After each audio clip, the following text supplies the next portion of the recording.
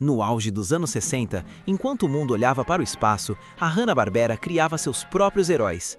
Mas um deles não vinha de outro planeta, ele foi construído em um laboratório. Hoje, vamos desparafusar a história de Frankenstein Jr., o robô gigante que provou que nem todo monstro assusta, alguns salvam o dia. A criação. Diferente do monstro de Mary Shelley, feito de partes orgânicas, este monstro é um prodígio da engenharia robótica. O inventor. Ele foi construído pelo cientista Dr. Conroy para ser o protetor supremo contra ameaças futuristas. A ativação. Frank Jr. não ganha vida com um raio, mas sim através de um anel de controle usado por Bob Conroy. Curiosidade técnica. Ele é um robô de combate com consciência própria, dotado de super força e propulsores nos pés que o permitem voar. Personagens e aliados. Frankenstein Jr., Frank, o gigante de metal, carismático e sempre pronto para obedecer aos comandos do seu pequeno mestre.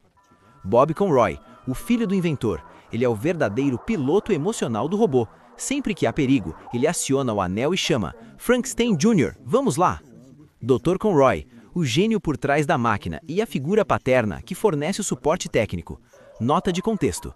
O desenho dividia o tempo com os impossíveis, mas Frank Jr. era a estrela que fechava o show com chave de ouro. Frank Jr. enfrentou as ameaças mais bizarras da TV sessentista. Entre os principais vilões, destacam-se Dr. Hook, o mestre das engenhocas mecânicas, o monstro de cera que tentava paralisar a cidade, Zorn, o Conquistador, um invasor de outra dimensão, o Homem-Aranha, versão vilão da HB, um criminoso com temática de aranha que nada tinha a ver com o Peter Parker. Data de lançamento. Estreou em 10 de setembro de 1966 na rede CBS. Inspiração.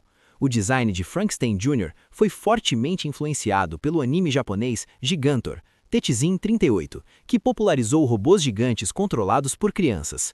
O dublador. Nos Estados Unidos, a voz do Frank era do lendário Ted Cassidy, o Lurch da família Addams. No Brasil, a dublagem clássica ajudou a imortalizar o personagem. Cancelamento. A série durou apenas uma temporada, 18 episódios, devido à pressão de grupos de pais que consideravam os desenhos de ação dos anos 60 violentos demais. Frankenstein Jr. foi mais que um desenho, foi a ponte entre o horror clássico e a ciência-ficção moderna. Ele ensinou que o poder de um gigante é melhor usado quando guiado pelo coração de uma criança.